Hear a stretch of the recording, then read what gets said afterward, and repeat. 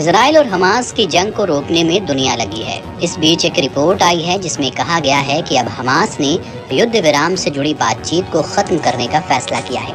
Middle east आई से बातचीत में हमास के करीबी सूत्र ने कहा, इजराइल की ओर से राफा में रविवार को नरसंहार के बाद अंतर्राष्ट्रीय मध्यस्थों से कहा गया है कि हमास गाजा से जुड़े युद्ध को खत्म करने की बातचीत में अपनी भागीदारी खत्म कर रहा है।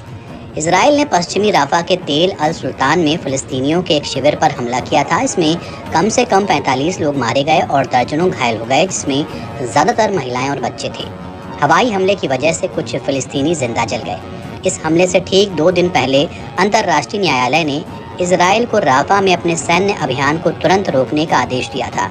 रिपोर्ट के मुताबिक हमास ने मध्यस्थों को सूचित किया था कि वो बातचीत में अपनी भागीदारी तब तक समाप्त कर रहा है जब तक इजराइल राफा पर अपना हमला नहीं रोक देता।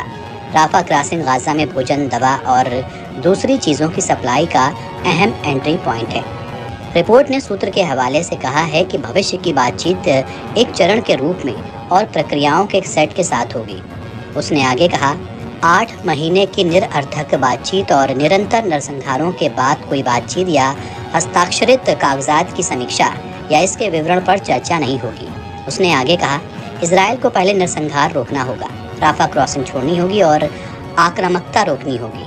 उसके बाद फिर हम बातचीत कर सकते हैं। अगर ऐसा नहीं होता तो कोई चर्चा नहीं होगी। आपको बता दें कि इस महीने की शुरुआत में हमास ने सार्वजनिक रूप से मध्यस्थ कतर और मिस्र की ओर से प्रस्तावित युद्ध विराम समझौते को स्वीकार करने की घोषणा की थी, लेकिन इजराइल इसे लेकर तैयार नहीं हुआ था।